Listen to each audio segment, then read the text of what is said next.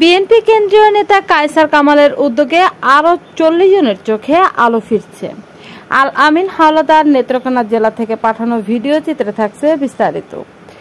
বিএনপির ভারপ্রাপ্ত চেয়ারম্যান তারেক রহমানের নির্দেশনায় দলটির কেন্দ্রীয় কমিটির আইন বিষয়ক সম্পাদক ব্যারিস্টার কায়সার কামালের মানবিক উদ্যোগে শত শত দুস্থ অসহায় মানুষ ফিরে পাচ্ছেন চোখের আলো।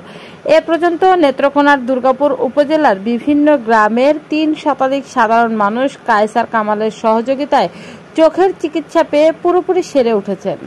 মানবিক এই উদ্যোগের ধারাবাহিকতায় রবিবার 17 আগস্ট 8ম ধাপে 40 জন রোগীকে চোখের ছানি অপারেশনের জন্য ময়মনসিংহের ডক্টর কে জামান বিএনএসবি চক্ষু হাসপাতালে পাঠানো হয়েছে। তাদের মধ্যে 23 জন নারী ও 17 জন পুরুষ রয়েছেন। দুর্গাপুর উপজেলার এই চোখের রোগীরা দীর্ঘদিন ধরে ছানি সমস্যায় ভুগলেও অর্থ সংকটে এতদিন চিকিৎসা করাতে পারেননি। কায়সার কামাল সম্পূর্ণ নিজ খরচে তাদের চিকিৎসার ব্যবস্থা করেছেন। 8ম ধাপে যাদের চোখের ছানি অপারেশন করা হচ্ছে তারা বলেন, এই উদ্যোগের ফলে আবারও তারা স্বাভাবিক চলাফেরা ও কার্যক্রম করতে পারবেন।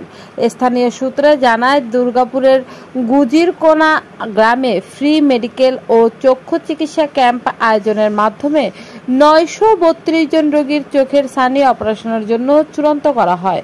পরবর্তীতে বিভিন্ন ধাপে রোগীদের চোখের অপারেশন করা হয়। আর্ত মানবতার কল্যাণে এই মানবিক কাজ অব্যাহত থাকবে বলে জানিয়েছেন সংশ্লিষ্টরা।